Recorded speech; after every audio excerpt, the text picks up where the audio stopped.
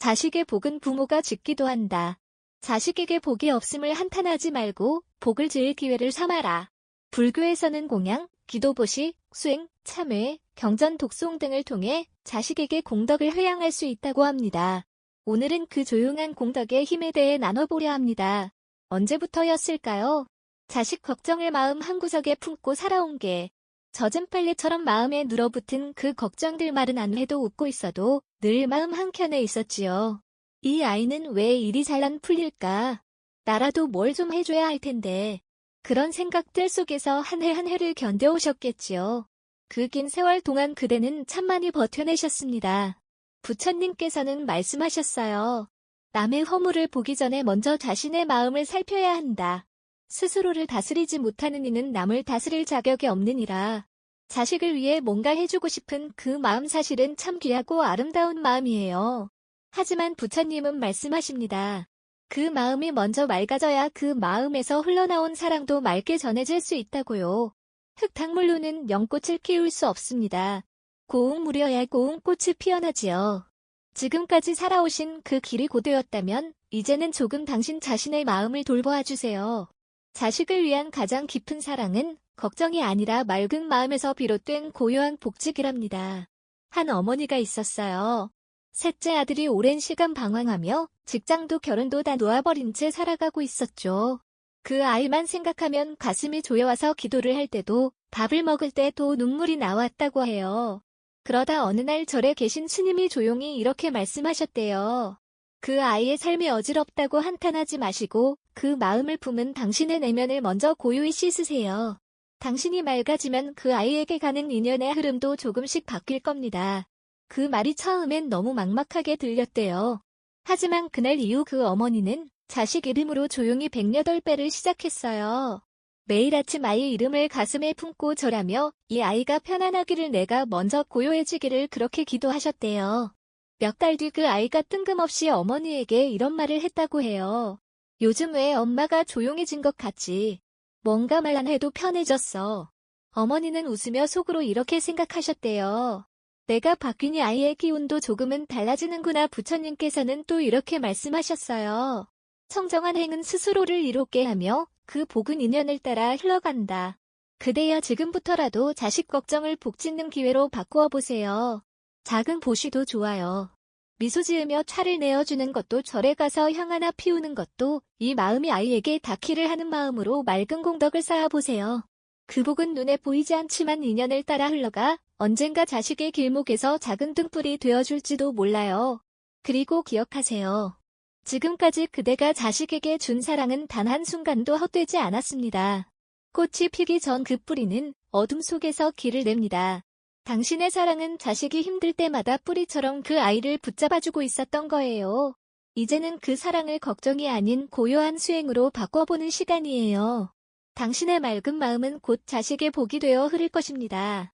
부처님께서는 말씀하셨어요. 복은 외부에서 오는 것이 아니라 고요한 마음에서 자라난다. 그 고요함을 지키는 그대의 하루하루가 자식의 삶을 천천히 그러나 분명히 밝혀줄 거예요. 부모라면 누구나 그런 생각 한 번쯤 해보셨을 거예요. 이 아이가 겪는 아픔 내가 대신 겪어줄 수 있다면 그 괴로운 인연 내가 안고 가면 안 될까? 세상은 고단하고 삶은 뜻대로 되지 않아서 자식이 눈물 흘릴 때마다 가슴이 무너졌죠. 차라리 그 고통이 내 몫이었으면 하는 생각으로 밤을 지새운 날도 많으셨을 거예요. 하지만 부처님께서는 단호히 이렇게 말씀하셨어요. 그 누구도 남의 업을 대신할 수 없으며 스스로 지은 인연은 스스로 거두게 되느니라. 이 말씀이 처음엔 너무 차갑게 들릴 수도 있어요. 그렇게 사랑하는 자식인데 어떻게 그 아이의 고통 하나도 대신해 줄 수 없다는 걸까? 그런데요. 부처님의 말씀은 언제나 결국 연민과 자비로 이어지지요. 그 말씀이 뜻하는 건 우리가 그 아픔을 빼앗아 줄 순 없어도 그 아픔을 견딜 수 있는 힘이 그 아이 안에도 있다는 걸 믿어주는 사랑이에요. 마침표. 한 어머니가 있었어요. 막내가 사업에 실패하고 마음까지 무너져 집에서 나흘째 나오지 않자 밥상 앞에서 손을 꼭 쥔 채 울먹이며 이렇게 말했대요. 차라리 내가 다시 젊어져서 그 아이 목까지 다시 살았으면. 그러자 옆에 있던 스님이 조용히 말하셨어요. 마침표. 그 아이의 업은 그 아이가 짓고 있는 중입니다. 어머니는 그 아이를 지켜주는 그 마음만으로도 이미 큰 공덕을 짓고 계십니다. 그 말에 어머니는 한참을 울었다고 해요. 뭘 해줄 수 없어 자책하던 마음이 그 말 한마디에 조금 놓였다고요. 마침표. 그대여 자식의 길은 자식의 것입니다. 그 길이 고단하고 어두워 보여도 우리가 할 수 있는 일은 그 길을 비춰주는 마음의 등불이 되는 거예요. 마침표. 부처님은 또 이렇게 말씀하셨어요. 마침표. 등불을 들고 걷는 이는 자기 앞도 남의 앞도 밝히게 되느니라. 당신이 매일같이 쌓는 공덕 자식을 위한 기도, 당신이 말없이 참아낸 그 세월 모두가 그 아이의 앞길을 조금씩 밝히고 있다는 걸 잊지 마세요.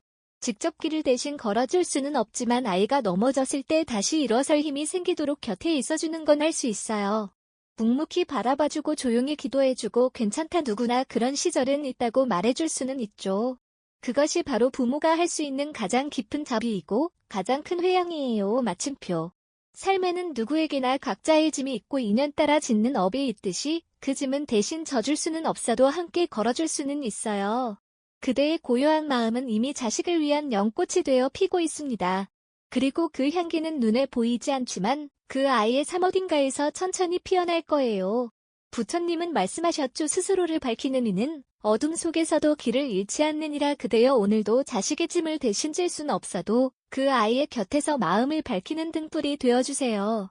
그것이 자식을 향한 가장 고요하고 깊은 사랑입니다. 한 번쯤 이런 생각 해보셨을 거예요. 내가 이렇게 기도를 드리고 절을 하고 공양을 올리는 게 과연 무슨 도움이 될까? 마음은 자식을 향해 있지만 정작 아이는 멀리 있고 내가 하는 이 조용한 정성이 그 아이에게 닿기나 할까 하는 의문이 들 때가 있죠. 그런데 부처님께서는 분명히 말씀하셨어요. 지은 복은 인연을 타고 흘러가며 바람이 향을 나르듯 공덕은 사랑하는 이를 따라 움직이는 이라. 공덕이란 눈에 보이지 않지만 분명히 흐르는 힘입니다. 부모가 자식을 위해 지은 작은 복 하나, 그 마음에서 시작된 조용한 행위 하나가 자식의 삶 한 구석에서 예상치 못한 방식으로 스며들게 되어 있어요. 그것이 바로 회양의 힘이죠. 공덕을 짓는다는 건 내가 복을 받기 위한 일이 아니라 사랑하는 이를 위해 복의 씨앗을 심는 일이에요. 그 씨앗은 물을 주지 않아도 자랍니다. 왜냐하면 그 씨앗은 이미 부모의 마음이 담겨있기 때문이에요.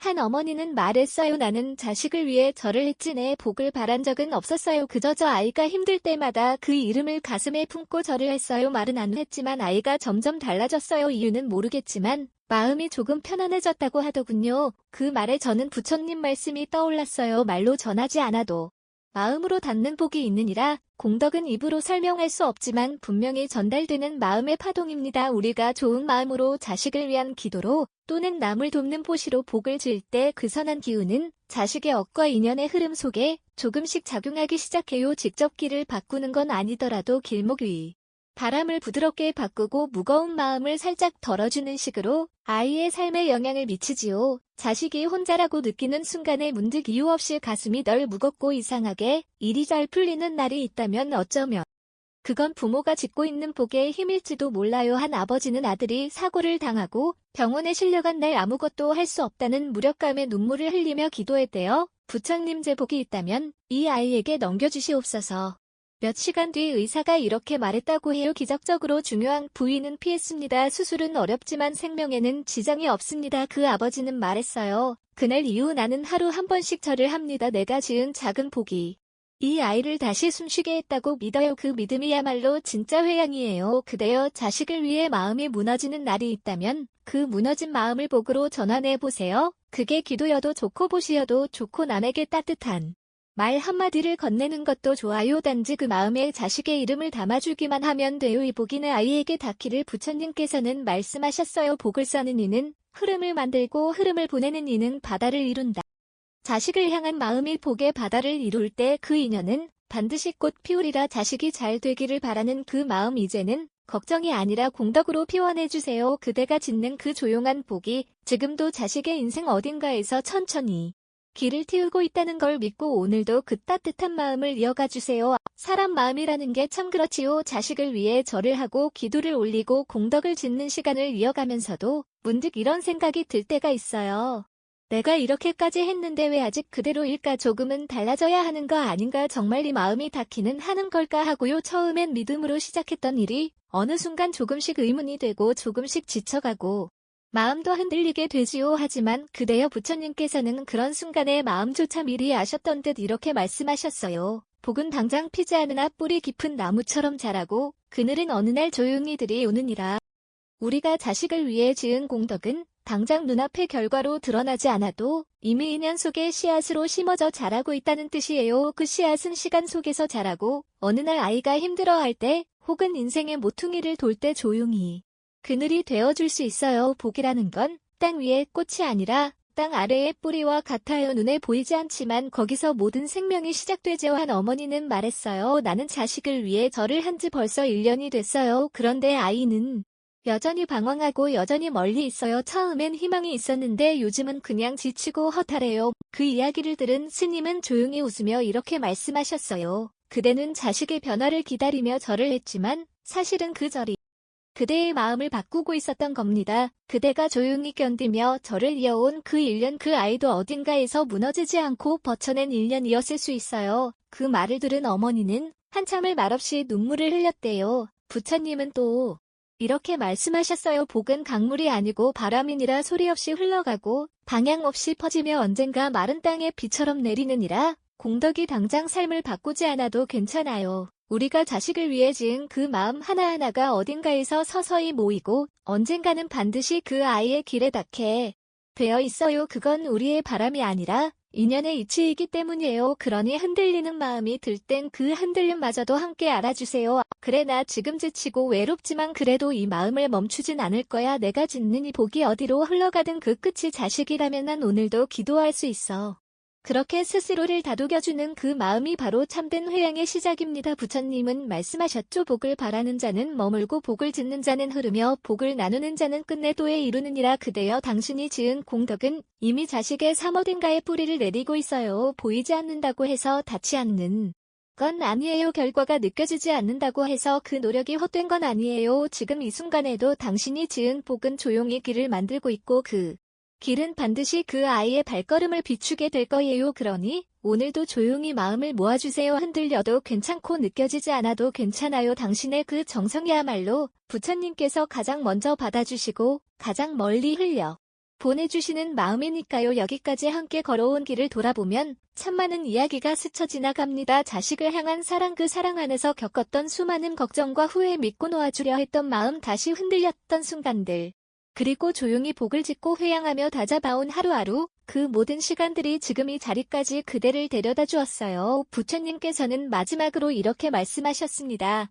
복은 소유에서 비롯되지 않고 마음이 고요함에서 시작된다. 고요한 마음은 그 자체로 복이며 세상의 가장 깊은 자비를 나누는 이의 자리이니라. 이 말은 오랜 시간을 자식만 바라보며 살아온 부모의 마음을 위로하기 위해 남기신 말씀처럼 들려요. 우리가 바란 건 많지 않았어요. 아이가 잘 되길, 그저 무사하길, 마음 아프지 않길. 그 간절함이 때로는 집착이 되기도 하고 애틋함이 상처가 되기도 했지요. 하지만 그 모든 마음의 바탕에는 언제나 사랑이 있었고 그 사랑이 이제는 조금씩 고요함으로 자리를 옮기고 있는 거예요. 더 이상 흔들지 않아도, 더 이상 붙잡지 않아도 그 마음이 복으로 이미 피어나고 있다는 것을 이제는 믿어도 된다는 뜻이에요. 한 어르신은 이런 말씀을 하셨어요. 내가 이제는 자식한테 뭘 해줄 수 있겠어? 그냥 조용히 내 마음 하나라도 평안하게 가져보려고. 그게 그 아이에게도 편안함이 되길 바라는 마음으로 기도해요. 그 말이 부처님의 말씀과 참 많이 닮아 있었어요. 눈에 보이는 것은 줄었지만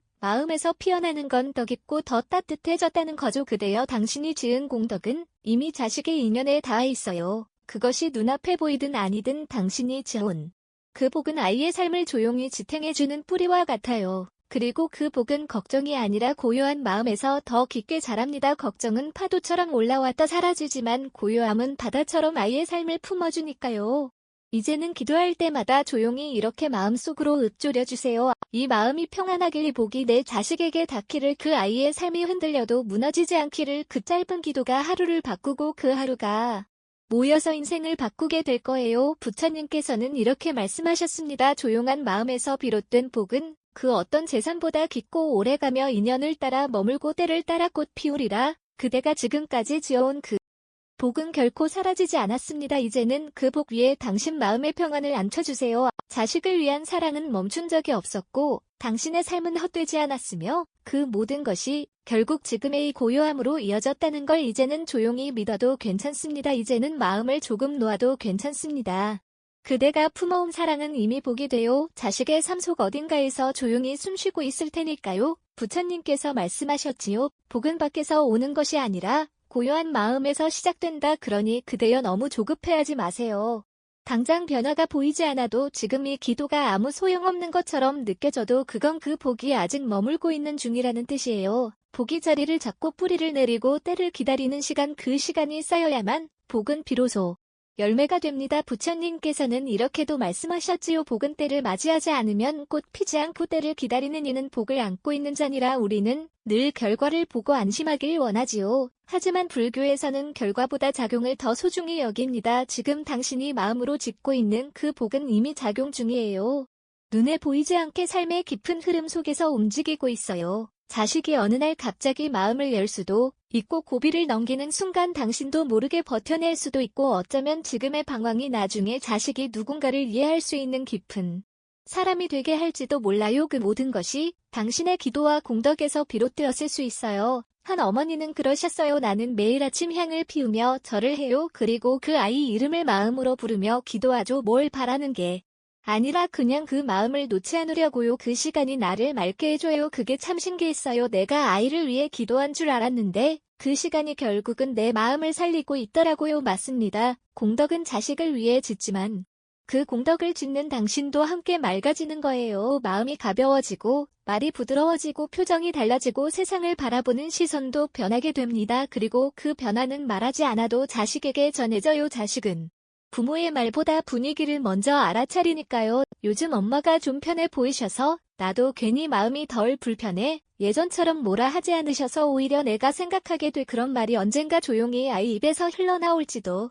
몰라요. 부처님께서는 말씀하셨습니다. 말로 전하는 가르침은 귀에 닿고 마음으로 전하는 기도는 인연에 닿느니라. 지금 당신이 자식을 향해 짓고 있는 이 복은 말이 아니라 인연으로 전해지는 중입니다. 당신이 살아가는 하루하루가 수행이 되고 그 수행이 자식의 길을 밝히는 등불이 되고 그 등불은 그 아이가 혼자 걷는 어두운 날 길을 잃지 않도록 도와주는 빛이 될 거예요. 그러니 오늘도 조용히 향 하나 피워보세요. 그리고 이렇게 마음속으로 속삭여주세요. 이 복이 내 아이의 마음에 닿기를. 삶이 흔들릴 때 이 복이 바람이 되어 등을 밀어주기를. 그 기도는 당신이 외로운 마음에 건네는 다정한 손이고 자식을 향한 믿음이 담긴 다짐이자 지금까지 살아온 시간을 가장 깊고 맑게 정리해주는 마침표가 될 거예요.